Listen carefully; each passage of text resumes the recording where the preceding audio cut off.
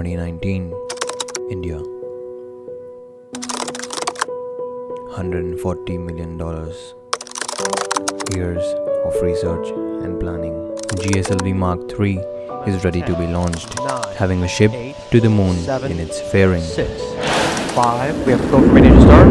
2, 1, 0. Booster ignition and liftoff.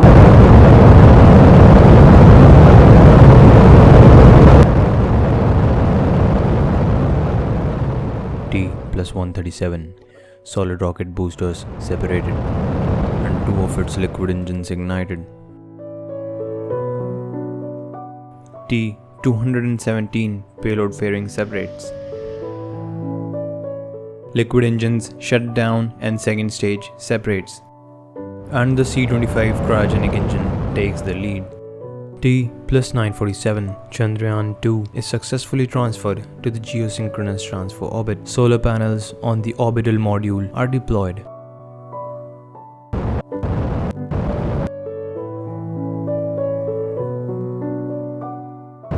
Engine on the orbiter module ignites at the perigee to increase the apogee.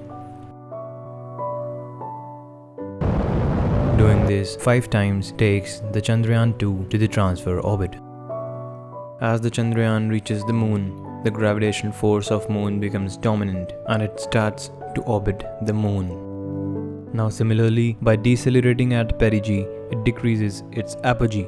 2nd September, the Vikram lander separates from the orbiter module. The orbiter begins scanning the lunar surface and creates a map of the lunar surface which will be later used by the Vikram lander's position detection camera. Now 5 days later, the lander slows down further. Now the lander also begins scanning the lunar surface to match its location, and the landing procedures begin.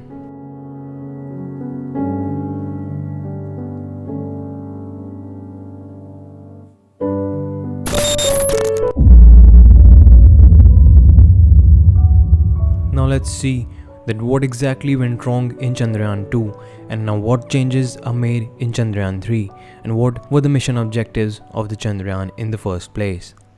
Did you understand or not?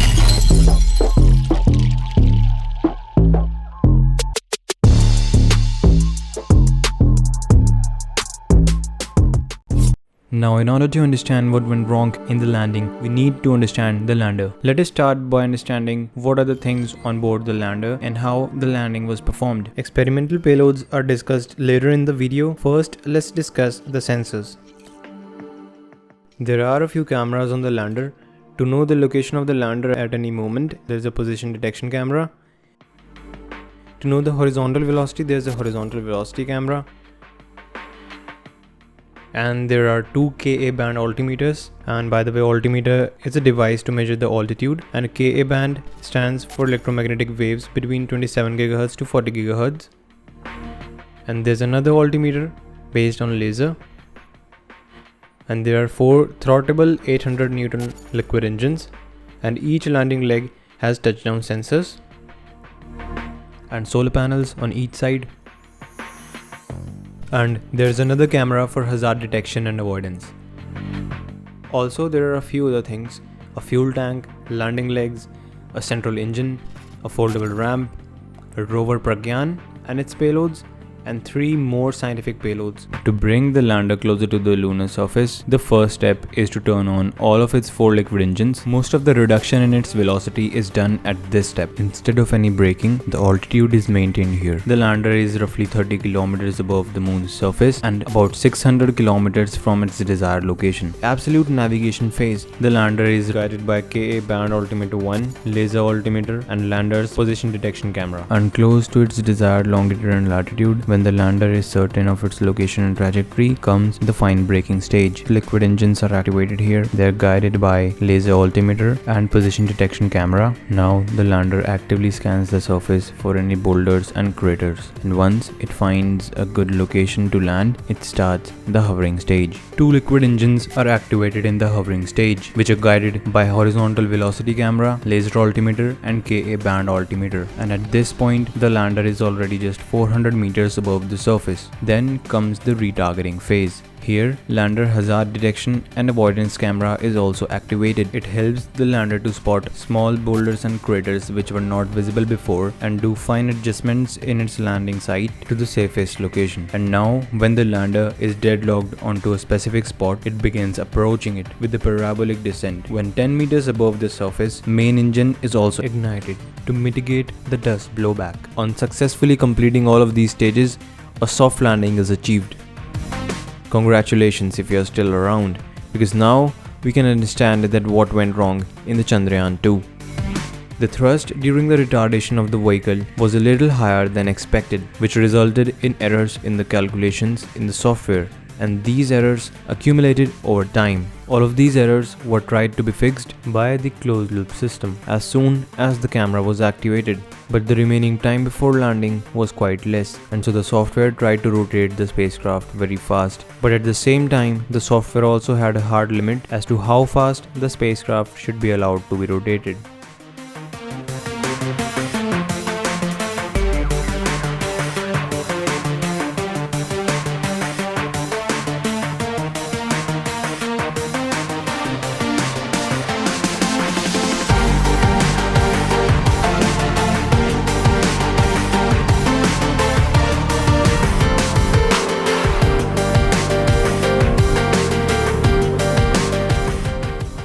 The spacecraft was programmed to reach within 500 by 500 meter of the landing site, whereas it was far away from it and close to the ground already. So it had no option but to increase its velocity and then slow down later.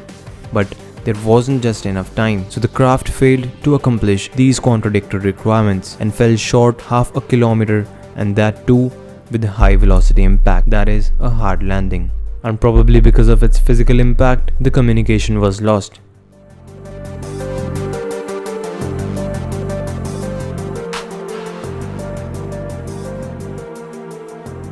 Our goals with the Chandrayaan 3 are the following: to prove our capabilities that we can softly land a vehicle at a particular longitude and latitude on another celestial body. For India, the successful landing of Chandrayaan 3 is really important because of its future joint missions with Japan's space agency, JAXA.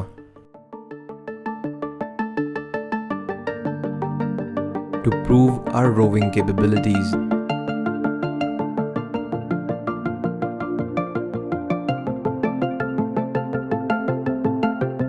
To understand thermal, chemical and electrical properties of lunar regolith, to study the plasma atmosphere present on the moon, and to study its seismic activities.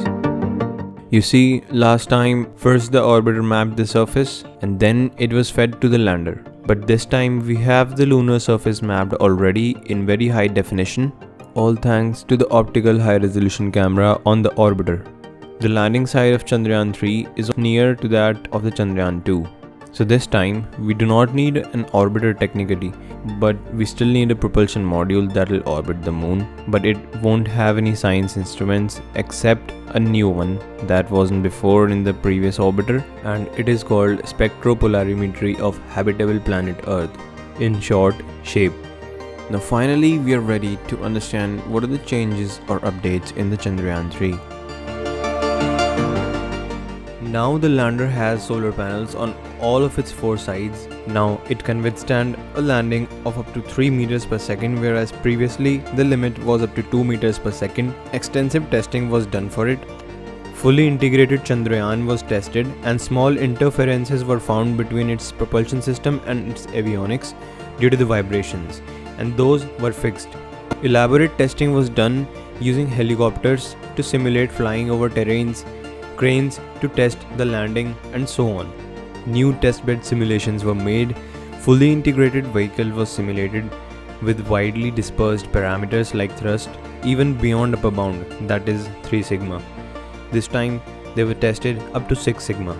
Much more redundancies were added to the systems, softwares, and control architecture, so that any control decision is not based upon a single source of data, so that even if that one source failed, the task could be completed.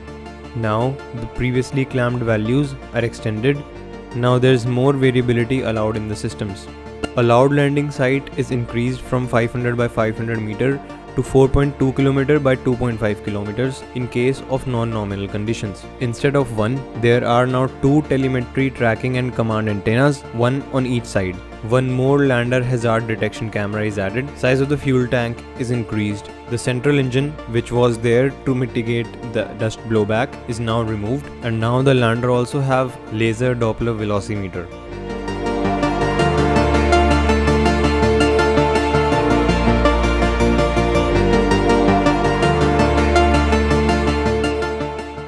Thank you for watching and wish you an exciting tomorrow.